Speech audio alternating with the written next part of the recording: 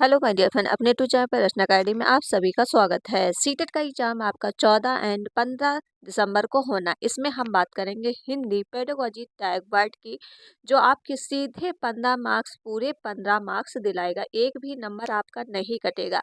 अगर आपको ये की पॉइंट याद रहेंगे तो आप इसको कैसे एनालिसिस करोगे, इसको कैसे एलिमिनेट करोगे, तो इसमें हम ये बताएंगे, ठीक है। और बस आपको वीडियो लास्ट तक देखना है और वीडियो को ज़्यादा से ज़्यादा शेयर करना है एंड लाइक एंड चैनल को सब्सक्राइब जरूर कर लीजिएगा अगर चैनल पर पहली बार विजिट कर रहे हैं। एक बात और, देखिए टैग वर्ड वहीं पे यूज होते हैं जब आप प्रीवियस ईयर क्वेश्चन कर रहे होंगे, तभी तो इसको आप यूज समझ पाओगे कि ये कैसे यूज किए जा सकते हैं। अगर ऐसे ही आप डायरेक्टली बस याद कर लिया, बस आपने इसको क्या है प्रैक्टिस नहीं दिया, ठीक है, तो फिर क्या है, कोई मतलब नहीं है टैग वर्ड कराने का। क्योंकि आप जब टैग वर्ड देख रहे हो तो आपको प्रीवियस ईयर क्वेश्चन करना पड़ेगा, तो आपको लगेगा कि किस में क्या होता है। जैसे पॉजिटिव टैग वर्ड होता है और एक होता है निगेटिव टैग वर्ड। पॉजिटिव होता है जो आपका क्वेश्चन पूछा जाता है कौन सा सही है, ठीक, उसमें आपको ये सारे प्रयोग करने पड़ेंगे। और कौन सा पूछा जाता है नहीं है, तो उसमें ये सारे करने पड़ेंगे। जब आप क्वेश्चन कर रहे होगे तभी ये चीज़ें आप एनालिसिस कर पाओगे। जैसे कि पॉजिटिव टैग वर्ड जानते हैं। पॉजिटिव टैग वर्ड क्या है, जैसे कि भाषा का प्रयोग के अवसर देना। जब बच्चों को भाषा के प्रयोग के आप अवसर दे रहे हो, तो ये हमेशा क्या रहता है पॉजिटिव। जब पूछा जाए कौन सा क्वेश्चन सही है तो उस टाइम पे भाषा के प्रयोग के अवसर हो। मातृभाषा में शिक्षा देना, क्योंकि बच्चे की जो मातृभाषा होती मदर टंग, उसमें आपको उसको शिक्षा देनी है।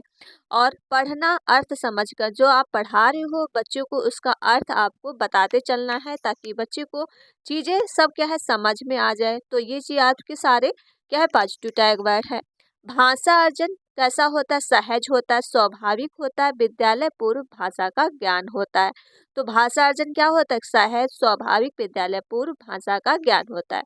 आकलन एक होता है जो आपका पोर्टफोलियो। पोर्टफोलियो क्या होता है, बच्चे की जैसे जन्म तिथि क्या है और उसमें उसमें किसमें सही है किसमें गलत है, ये सब उसमें इसके डेटा दिया रहता है। तो कोई अगर टीचर आता है तो इस चीज़ को इसकी पोर्टफोलियो देखता है और उस बच्चे के बारे में पूरी जानकारी ले लेता है।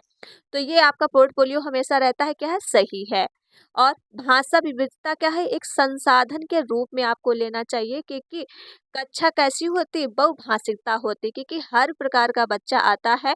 और जैसे कोई पंजाबी बोलता है, सबकी मदर टंग अलग अलग होती, तो आपको एक क्या है संसाधन के रूप में लेना है। भाषा कैसी होती, विविधता होती है। तो ये भी आपका पॉजिटिव टैग वर्ड है। इस तरह से आप विचारों की अभिव्यक्ति की स्वतंत्रता, जब बच्चों के क्या है विचार को स्वतंत्रता रूप से सुनोगे, जब आप उनको टोक रोकोगे नहीं, तो क्या है बच्चे अपने आप से ही बोलेंगे मैम ऐसा कर ले क्या, तब उनके विचार की स्वतंत्रता मिलेगी। तो ये भी आपका क्या है, आपका पॉजिटिव टैग वर्ड है।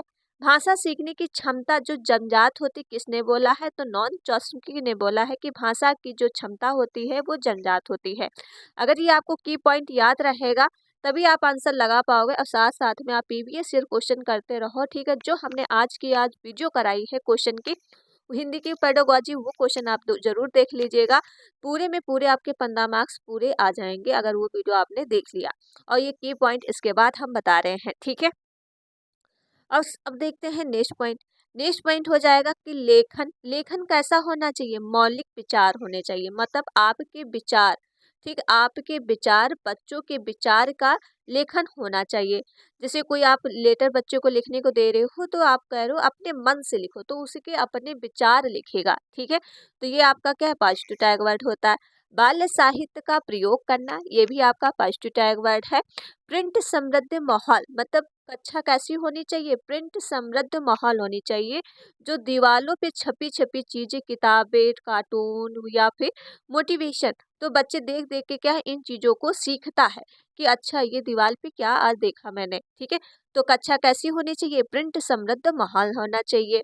साथ में विविधता और विभिन्नता का सम्मान, मतलब हर बच्चा जो है आपको आप टीचर तौर पे सारे बच्चों को आपको सम्मान में देना है, ठीक है। ये नहीं कि किसी को रोका या टोका, ठीक है। तो ये आपको क्या है पॉजिटिव टैग वर्ड है। भाषा अधिगम कैसा होना चाहिए, प्रयासपूर्ण और विद्यालय जाने के बाद होना चाहिए, ठीक है। रचनात्मक आकलन होना चाहिए। भाषा को को सुनिश्चित करना चाहिए, ये भी आपका पॉजिटिव टैग वर्ड है। साथ में पठन सामग्री बच्चों की पहुंच में होना चाहिए। जैसे बच्चा जो कक्षा 1 का है तो पठन सामग्री उसके हिसाब की होनी चाहिए। ये नहीं कक्षा बच्चा 1 का है, आप उच्च शिक्षा दे रहे हैं तो उसे कुछ बल्ले ही नहीं पड़ेगा, तो कैसी होनी चाहिए, बच्चे की पहुंच में होनी चाहिए। तो ये सारी आपके जो है पॉजिटिव टैग वर्ड है। जब पूछा जाए क्वेश्चन कौन सा क्वेश्चन सही है, तो आप इन सब अगर आपको की पॉइंट याद रहेंगे तो आप लगा सकते हो कौन सा सही है। ओके। और जिसने अभी तक को वीडियो शेयर नहीं किया है तो प्लीज वीडियो को ज्यादा से ज्यादा शेयर कर दो एंड लाइक एंड चैनल को सब्सक्राइब जरूर कर लो अगर चैनल पर पहली बार विजिट कर रहे हो। अब चलते हैं निगेटिव टैग वर्ड क्या होता है। जब पूछा जाए कौन सा क्वेश्चन सही नहीं है तब आपको ये मानने हैं निगेटिव टैग वर्ड। जैसे केवल, सिर्फ, ही, ये सब आपके निगेटिव होते हैं। मानकीकृत भाषा पर बल देना, आप क्या है मानकीकृत भाषा पे ही बल दे रहे हो तब भी आपका निगेटिव टैग वर्ड है, नकारात्मक वर्ड है ये।